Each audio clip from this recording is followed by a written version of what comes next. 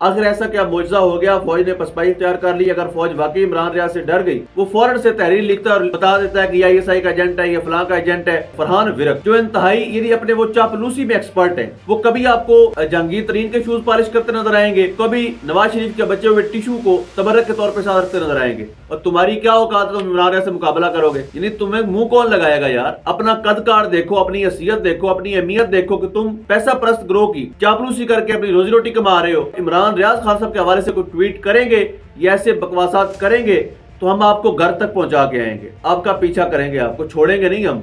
सो आपका मुकाबला इमरान रियाज से नहीं है, आपको हम खुद ही देख लेंगे। बिस्मिल्लाहिर्रहमानिर्रहीम, अस्सलाम वालेकुम, मैं हूं गुलफाम चौधरी, आप देख रहे हैं IRK न्यूज़। आज की वीडियो में हम खबरें तो कम शामिल करेंगे, लेकिन कुछ ऐसे प्रोपेगेंडाज करने वाले लोगों को आज हम बेनकाब करने जा रहे हैं जो सहाफ़त के लिबादे में बैठकर या किसी भी तरह से सोशल मीडिया पर अपना एक नाम बनाने के बाद किस तरह से लोगों के खिलाफ प्रोपेगेंडा करते हैं, किस तरह से चीज़ों को मुतनाज़ करते हैं।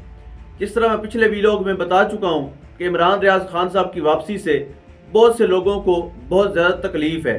यानी वो लोग जिन्होंने खबरें चलाई थी कि इमरान रियाज बोल नहीं सकते, इमरान रियाज वापस नहीं आएंगे, वो कभी मीडिया में नहीं आएंगे, और उनके वकील को भी मुतनाज़ बनाने की कोशिश करने वाले लोग आज भी प्रोपेगेंडा कर रहे हैं। आज भी ये साबित करने की एक नाकाम कोशिश कर रहे हैं कि इमरान रियाज एस्टेब्लिशमेंट से डील करने के बाद बाहर आए हैं। अब सोचने की बात यह है कि अगर उस बंदे ने अपनी आइडियालॉजी को बेचना होता तो वो कभी भी इतनी मार न खाता, कभी भी अपने जिस्म का मांस तक न उतरवाता। अगर एक बंदा इतनी मसाइब, इतनी मुसीबतें, इतनी मुश्किलात बर्दाश्त करने के बाद अपनी फैमिली से दूरी इख्तियार होने के बावजूद भी अपने नज़रिए पर कायम रहा, उसके बच्चों की याद, उसके बूढ़े वालिदैन की फ़िक्र ने उसको नज़रिए से पीछे हटने पर मजबूर नहीं किया, तो आप सोच लीजिए कि वो किस तरह से अपनी आइडियालॉजी पर कंप्रोमाइज़ कर सकता है। अभी आदिल राजा साहब, जिस तरह मैंने आपको बताया था कि वो पहले भी इस चीज़ को प्रोपेगेंडा कर रहे थे कि जी इमरान रियाज को मुतबादिल के तौर पर, इमरान खान के मुतबादिल के तौर पर लॉन्च करने की कोशिश कर रही है एस्टेब्लिशमेंट। अब उन्होंने एक ट्वीट किया, आपके सामने मैं रखता हूँ। पहले उन्होंने कुछ पाकिस्तान तहरीक इंसाफ के रहनुमाओं का जिक्र किया कि मैंने कहा था फवाद चौधरी छोड़ जाएगा, मैंने कहा था असद उमर छोड़ जाएगा। ये तो वाज़ेह नज़र आ रहा है कि कौन कौन छोड़ के जा रहा है और कौन कौन टिक रहा है। ज़ाहिर बात है, जब मुश्किलात आती हैं तो रियासत का मुकाबला करना हर एक का काम नहीं होता।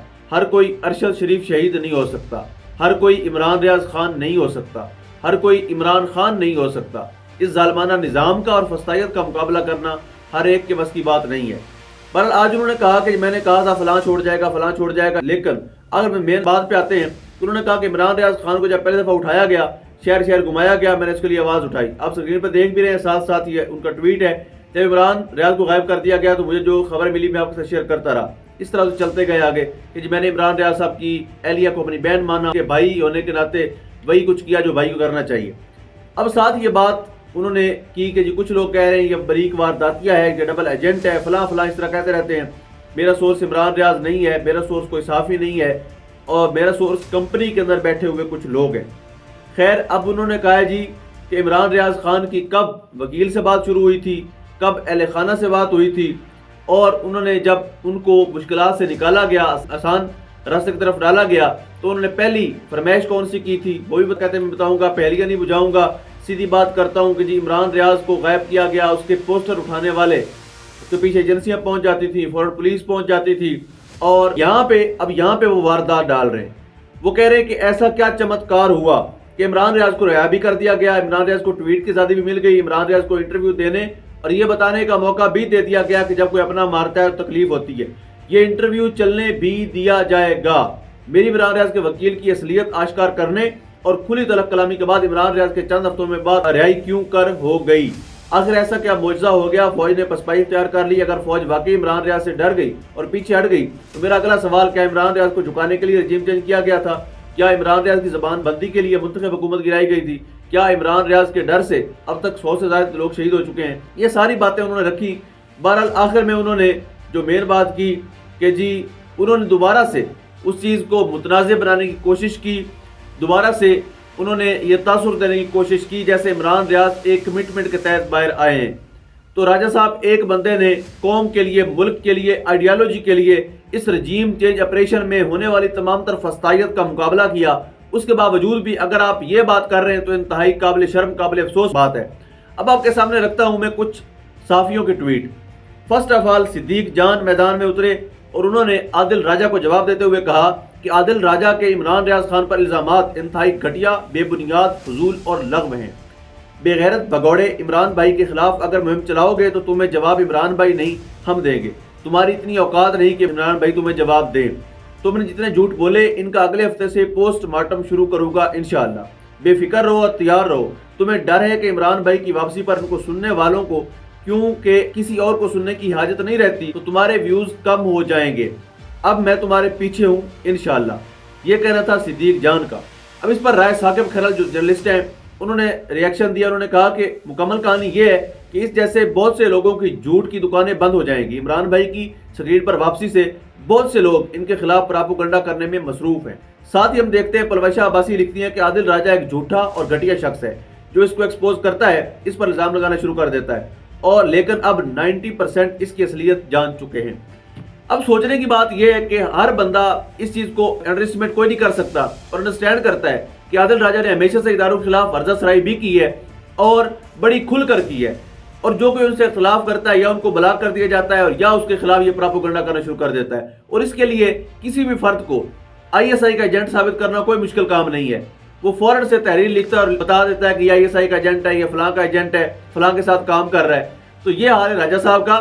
میں نے کل بھی مشورہ دیا تھا، آج بھی یہی دوں گا کہ ٹھنڈا پانی پئیں۔ اب ان باتوں کا جواب صدیق بھائی دیں گے، رائے صاحب دیں گے، عمران بھائی آپ کو کوئی جواب نہیں دینے والے۔ عمران ریاض صاحب سے یہ توقع نہ کیجیے کہ آپ منہ لگائیں گے، آپ کی ساری باتوں کا جواب ہم خود دیں گے۔ جتنے پراپوگنڈاز آپ کریں گے ان کا جواب ہم آپ کو خود دیں گے۔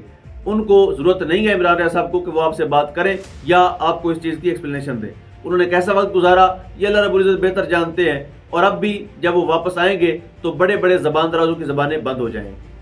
اس کے بعد جو یہ فساد پھیلا رہے ہیں لوگ، جو پراپوگنڈا کر رہے ہیں، اس میں جو دوسرے سرگرم بندے ہیں ابھی ان کی طرف بھی آتا ہوں۔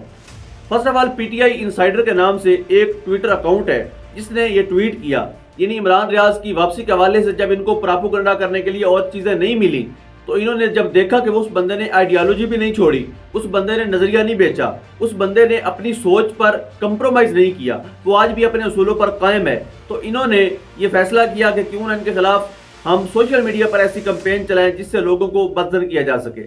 یعنی PTI انسائیڈر کے نام سے ایک ٹویٹ سامنے آتا ہے، وہ لکھتے ہیں جی عمران ریاض صاحب کے حوالے سے انہوں نے جو الفاظ استعمال کیا وہ میں نہیں بولوں گا، میں ان کا نام لے کر ہی مخاطب کروں گا۔ عمران ریاض جو بنیادی طور پر PTI کا پراپوگنڈا یوٹیوبر ہے، عمران خان کے سازشی منصوبے کے تحت 9 مئی کے پلان کی ناکامی کے بعد بڑی مکاری سے خود ہی 11 مئی کو پردہ سکرین سے اچانک غائب کر دیا گیا، اور پاکستان تحریک انصاف نے فوری تیار شدہ پلان کے مطابق فوری واویلا مچا دیا کہ وہ غائب کر دیا گیا ہے۔ ٹھیک 4 ماہ کے بعد پراپوگنڈا کرنے کے بعد اچانک سے عمران ریاض سفید پوشی خلیے میں، سفید داڑھی، سر پر ٹوپی اور مسکینوں والی بغیر استری کے کپڑوں کے اچانک سامنے آ گئے اور تحریک انصاف کی طرف سے اسی حلیے میں دکھایا جانے لگا۔